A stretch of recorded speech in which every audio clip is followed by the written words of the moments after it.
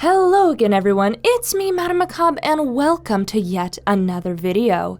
For today, we will be diving once again into another viewer submission. Welcome back to all my subscribers and a warm welcome to anyone who's new here. We usually dive into spooky things, and as with today's video, it is a true story from one of you guys. You all know the drill by now. I'll share the story, share my own thoughts, and then open it up to discussion with you guys in the comments below. You ready? Today's submission is by Vocanerd. Dear MadameMacabre, hello, my name is Vocanerd, and I wanted to send you at least 2 stories to be looked over.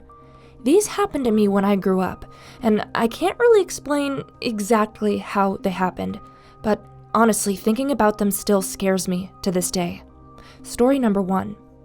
Ever since I was a child, I could see or experience things that I couldn't really explain, starting from a very young age.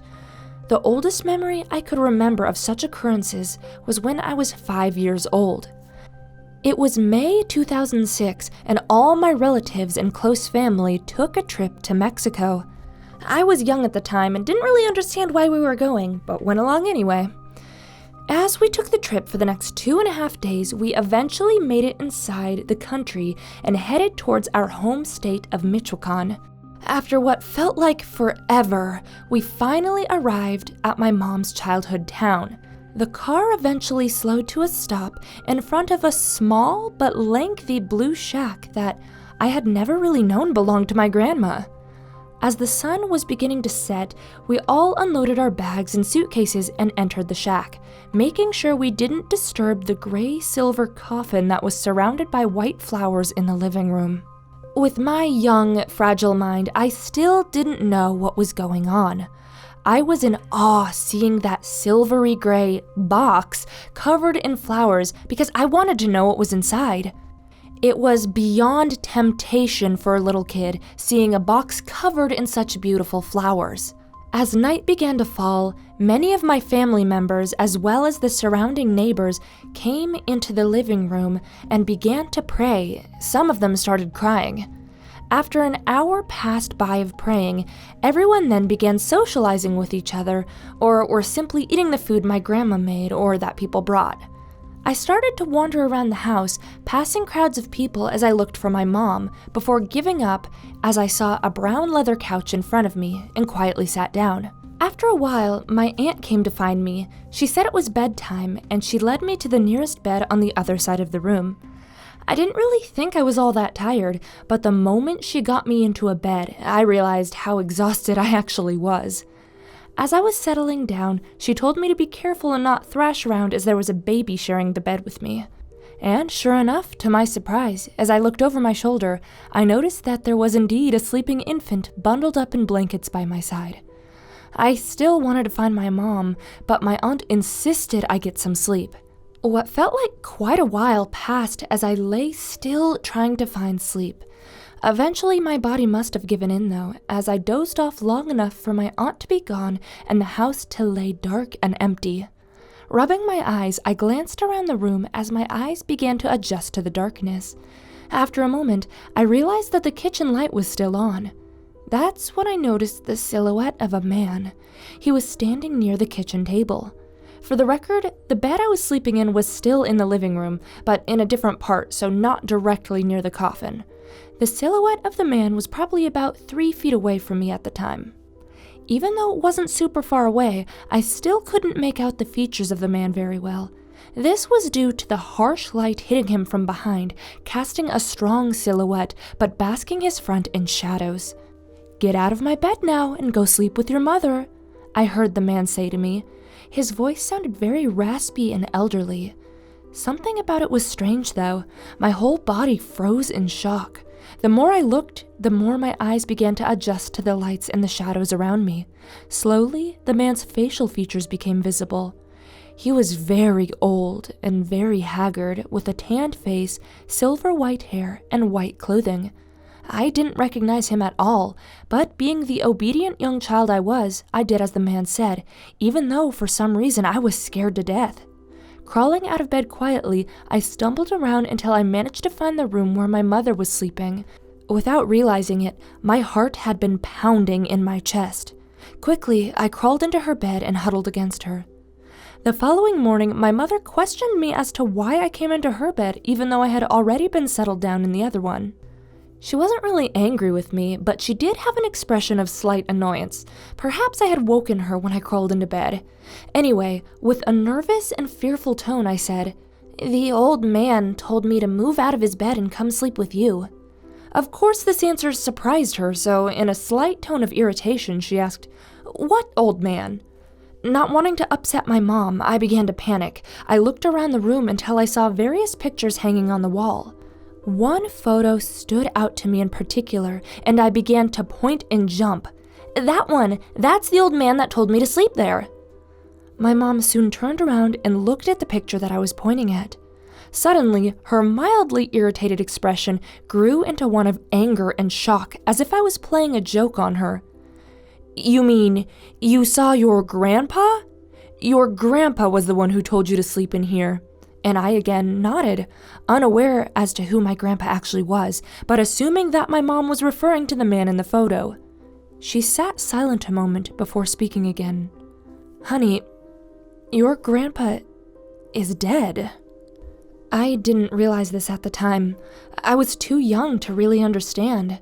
But the reason my whole family took that trip down to Mexico was because my grandfather had passed away, and we were there to attend his funeral.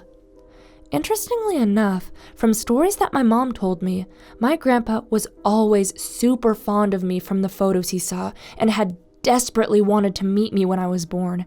He would always ask my mom when would she bring me so he could meet me.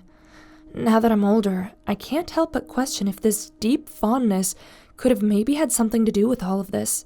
Of course, it could just be a coincidence, but I wonder if maybe my grandpa had wanted to meet me so badly in life that he was determined to meet me at least once, even if that meant it was after his death. All I know is that I will never forget that strange memory. Despite being frightening at the time, I can't help but find it a little sweet now. And now for story number 2. Back in 2014, when I was 13 years old, I was very edgy. I was fascinated by the paranormal, creepypastas, horror movies, you name it. Nowadays, I'm just your regular anime and video game nerd, but I still do love horror and creepypastas. But getting back on track. One day, I was wandering around YouTube watching some random videos before stumbling across the urban legend of Bloody Mary. You know, the famous tale where if you stand in front of a mirror in the bathroom with the lights off while chanting Bloody Mary 3 times, a ghostly apparition of a blood-drenched woman would appear in your reflection and scratch your eyes or something. After that, I started watching a bunch of other videos about Bloody Mary, such as supposed sightings, summoning methods, etc., but almost all of them seemed to be hoaxes or pranks, with one even having a girl popping out of the shower curtain with orange juice dripping down her face. After a while of this, I got up, deciding that out of pure curiosity and annoyance, I wanted to try to debunk the urban legend myself. Defiantly, I grabbed a few candles, a lighter, and quietly went inside the bathroom. I gently closed the door, lit the candles, and turned off all the lights. Taking a deep breath, I started the ritual. I sat before the mirror in front of the sink and slowly began to chant the name Bloody Mary. I waited for a few minutes in the pitch-black darkness, but of course, nothing happened. So that was that. I dismissed the urban legend as fake, turned the lights back on, blew out the candles, and then exited the bathroom. It wasn't until later that things started to go wrong. As 3 a.m. rolled around, I was in the living room with my brother watching TV. This was, of course, during the summer, so my family didn't really care if we stayed up late. After a while, I got up to use the bathroom. Quietly, I headed down the dark, narrow corridor that led to the bathroom. After closing the door and turning around, I felt my body freeze and my eyes nearly pop out of my head in shock. I couldn't believe what I was seeing. It couldn't be real. All over inside the sink were small, bloody puddles. I was baffled. How was that even possible? I hadn't heard anyone hurt themselves, and they certainly wouldn't have just left the mess there. And it couldn't have been a sibling trying to prank me, as no one else was even home when I did the ritual, and I hadn't told anyone else about it. Not knowing what else to do, I turned on my heels and fled. It was a rather long night as I stayed awake in fear, refusing to use the restroom again. The following day resumed as normal, but once again, as night fell, things got weird. Once again at 3 a.m., I was watching TV, but this time alone in the dark, while the rest of my family was either out on the town or off in their rooms. At some point during the day, the bathroom light had stopped working. We weren't sure why, but because of this, we were forced to use a little black light that we had kept in there as a backup. Anyways, after a while, I needed to use the restroom again, so I got up and began making my way down the hall. However, I suddenly halted as my body froze in terror.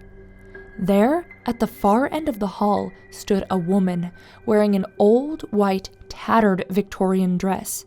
Slowly, she began walking away while looking down at the floor as her frizzy hair hid her face. She was headed towards the bathroom. I made the mistake of blinking, and suddenly she was gone. Of course, this frightened me to my core, but regaining my courage, I made a run for my siblings' room. Of course, they thought I was crazy or just being annoying when I told them what happened, but I didn't care, and I refused to leave the room for the rest of the night. And that wasn't even the worst of it. The next night, things got even scarier. Deep in the dark night while I was sleeping, I was suddenly awoken by something terrifying. There was chanting. At first, this didn't frighten me as I woke up blinking, coming to my senses. But fear rapidly overtook me as I realized I couldn't move my body. No matter how hard I tried to thrash or scream, nothing happened. As I struggled, the chanting got louder, and with it came the sound of a sobbing woman. I realize now that this was a case of sleep paralysis. It was terrifying and awful, and even though it was a logical explanation, it didn't make me feel any better, having happened so close to after I performed the ritual. Fortunately, things calmed down after that incident. I should mention that the house my family lived in at the time was in the old historic district. It was the place where early settlers of the area had first clashed with natives on and ultimately stolen from them to build their homesteads. I'm not sure if it could be related, but I know that old places with bloody histories tend to attract weird things. So maybe there's something to it. Or it's just sleep paralysis and I'm freaking myself out. Anyways, again, after that incident, nothing else happened. My mom never believed any of it, sadly. She must have thought I was joking. I wish that I was. I wish I could just forget all of it, honestly. It was so disturbing. Fortunately, not long after the incident, we moved from that house. This was late 2016, and I must say, ever since moving, I have felt so much calmer. It's like that old house had a bad energy to it. But now, things are so much better. I'm living happily with my family, I've made more friends, and I even have a wonderful significant other. Though sometimes I'm still bothered by memories of what happened those years ago. I now believe that that whole Bloody Mary ritual might not have actually summoned the blood-drenched woman herself, but instead stirred something else up, something that was already in that house, and frankly, something that wasn't happy to have been woken up. Even though nothing unusual happens anymore, I do still suffer from the occasional repercussions of my past actions. Even just talking about the incidents leads to this. For instance, last time I talked about it, as soon as I was done telling the story, a large, sturdy portrait suddenly fell off the wall. So we'll see how this goes. Personally, I'm hoping that sharing my story to a wider audience will bring me some sort of peace. I know this story sounds cliche and far-fetched, but please try to believe. It really did happen to me. I hope you'll consider my words. Yours truly, Vocanerd. Oh wow, okay. So we've reached the end of the story. Let's break this down. First of all, that first story, honestly, I do think it could have been your grandfather. These stories are super common, and since it was a family member who did really want to meet you, I don't think it's too far of a stretch, especially considering you were a young child, and let's be honest, creepy young children are pretty good at seeing dead people. So yeah, while it was scary for you while you're little, it's kind of a sweet thing to think back on now that you're grown. Okay, and now moving on to the less heartwarming, more heart-chilling one. This was a bit of a wild ride to get through, but it sounds like you did a pretty good job of unpacking what it could be yourself. I definitely do agree that instance most likely was sleep paralysis. That sounds like a textbook case of it. Though the other creepy stuff happening, that gets a side eye. I'd have to say I kind of lean towards the conclusion you came to. It does definitely seem like you could have stirred something awake that was already there. 'Cause let's be honest, I don't actually think Bloody Mary herself is a real thing. I think the more plausible thing is there are other entities and you're in there, just being a dumb kid trying to summon something and they're like, "Oh, don't mind if I diddly do." And I do think the odds of something having been slumbering there or attached to the property beforehand are slightly higher since it was in a historical area with kind of a sketch history. Honestly, there's not too much for me to break down here because I mostly agree with the points you already made. I mean, obviously, since it was super late and you were probably really tired, it could have been you were just seeing things with the lady in the hallway. But come on now, I am the internet's eccentric spooky aunt. Do you really think I'm going to shoot down your experiences? Anyway, that sums up all of my thoughts on the matter. I hope you guys enjoyed these stories, and thank you again, Vocanerd, for sharing these with us. If any of you guys have any thoughts that I didn't miss, or you want to go deeper or have a different opinion, please feel free to share in the comments below. But that is all we have time for today, so I will catch you all next time. But until then, remember, stay creepy.